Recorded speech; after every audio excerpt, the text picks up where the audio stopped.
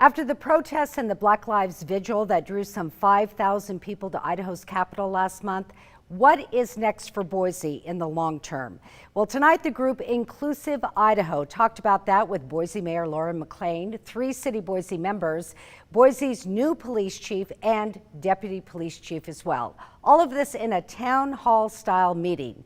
Topics included equality for minority groups, city policing policies, and city budget concerns. Our Misty Inglet was there too. She joins us live now. What they talk about, Misty?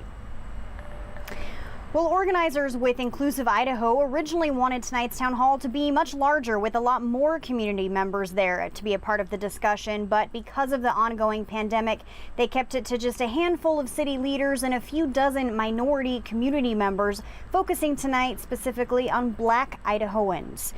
Many questions tonight focused on the city's budget and how much money is given to the Boise Police Department.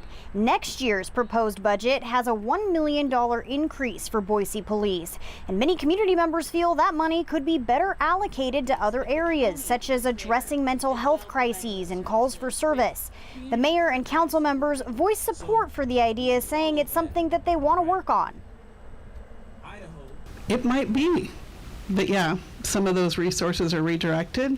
I got to be honest, I don't know how that's done, but it's something that I'm committed to learning. I agree with you, with all of you, that we have to address mental health and addiction crises in our community. It's been a long wait for what I think is a real opportunity to make systemic change, not only in how we treat people of color, but how we treat mental health, how we treat a lot of things in this country.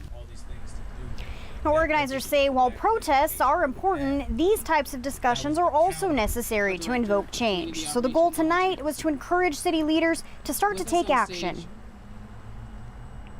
We need an opportunity to actually start those things that people are protesting about, those policies that they're shouting, and those things that they're marching in the street for. We need to start making them happen, and this is the first step in that. There were also a lot of calls tonight for transparency from the police department, and that included things like transparency in breaking down their budget to show the public exactly how their taxpayer money is being spent. Also for transparency in how officers are disciplined for things like excessive force. Now, Boise's new police chief, Ryan Lee, was also there tonight, and he's been on the job for just 9 days now.